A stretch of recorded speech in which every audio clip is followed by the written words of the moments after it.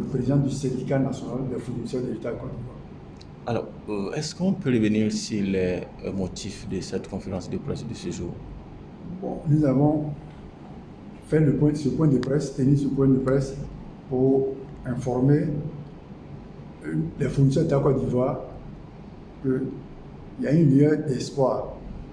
Le ministre des Finances, qui, comme la Côte d'Ivoire ne peut pas payer toutes les factures, qui a instruit la direction d'un trésor, qui nous a raconté le 23 novembre, le mardi 23 novembre 2021, on nous dit d'envoyer les factures des fournisseurs pour pouvoir les payer. Ceux qui ont les factures en essai de paiement, pour pouvoir les payer. Et de deux, nous, le CNFSI, nous réitérons notre souhait de rencontrer le Premier ministre, le chef du gouvernement de Côte d'Ivoire, pour parler avec lui des préoccupations des fournisseurs d'accord que nous avons suivies.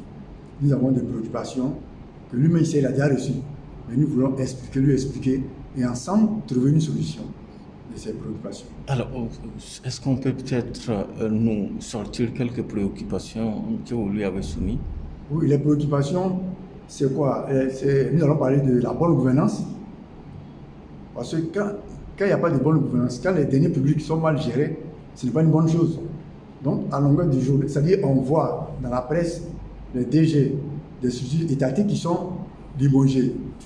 Mais nous voulons que ça aille jusqu'au bout. S'ils sont limogés, il faut qu'ils répondent de leurs actes devant les juridictions pénales.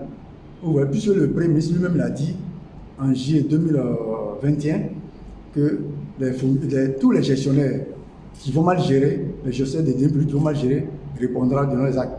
Donc qu'ils le fassent. Parce que pour nous, on parle de signe, il ne fallait pas comprendre qu'on limoge un gestionnaire, un DG d'une structure étatique pour une mauvaise gestion et il n'est pas inquiété. Il n'est pas inquiété, il va casser le on le nomme même à un autre poste encore. Ce n'est pas sérieux. Et les factures ne sont pas payées. Et les audits qui sont faits aujourd'hui dans les structures étatiques, cet argent peut être utilisé pour payer les factures qui sont en souffrance, qui ne sont pas encore payées. Et les fournisseurs de Côte ont beaucoup de préoccupations. Nous utilisons par exemple les péages. Et pour ceux qui ont les voitures, si on prend les péages 10 fois, il faut payer 10 fois. Le carburant est cher en Côte d'Ivoire. Alors que nous sommes producteurs de pétrole depuis 1975.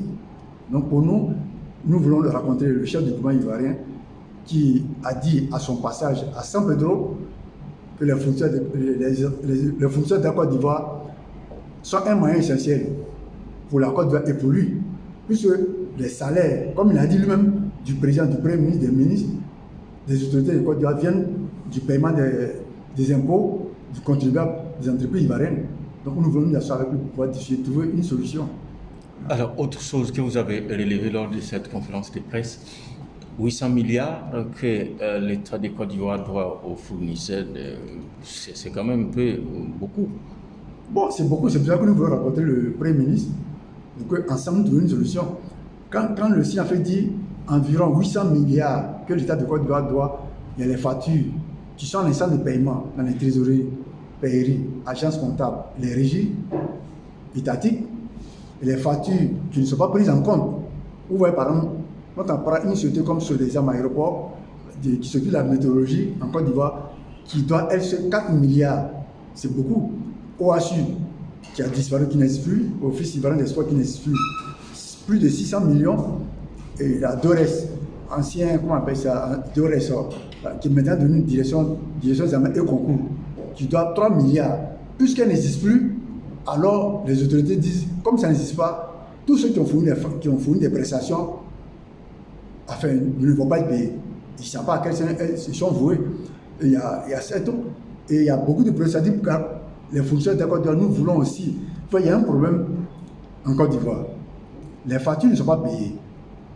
Et quand on prend un petit exemple, si la Mauritanie a sa propre monnaie, donc l'État mauritanien soutient les opérateurs communs.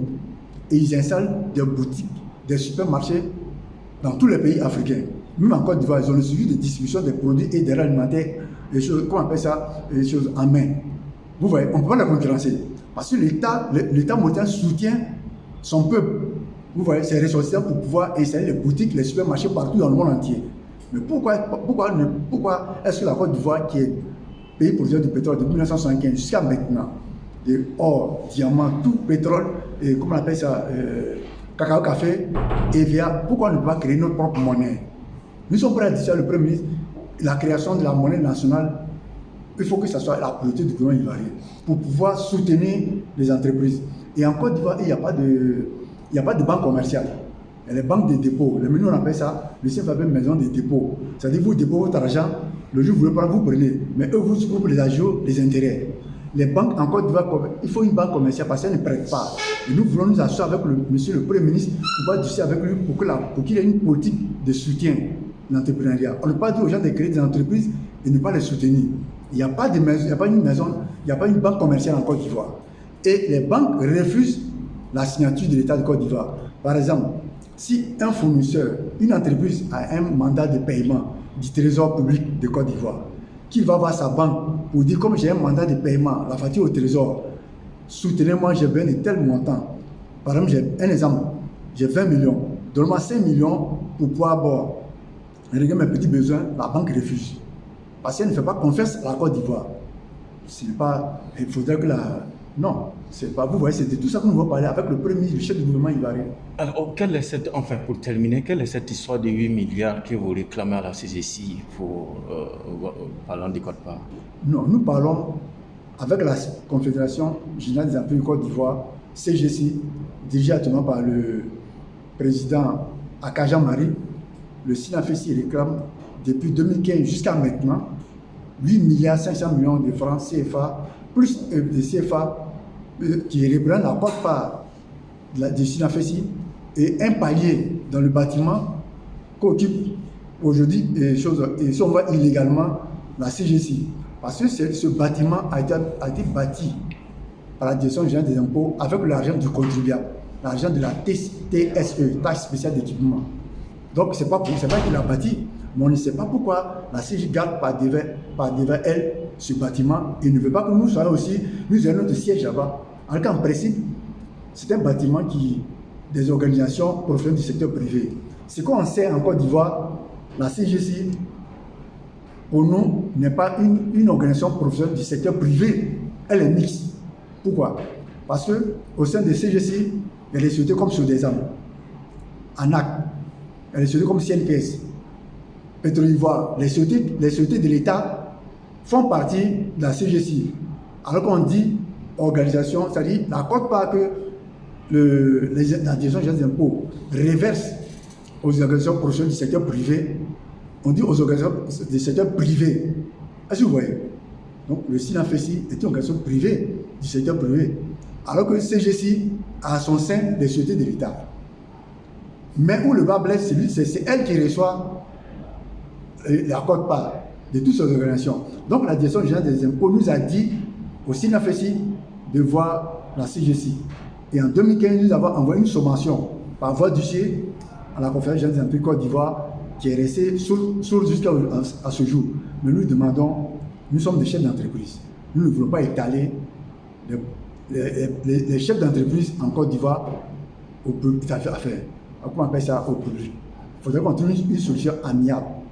Maintenant, s'ils nous poussent à bout, on sera obligé de saisir. D'abord, ils sont déjà informés, le conseil juridique en Côte d'Ivoire comme à l'extérieur, pour pouvoir régler cette affaire.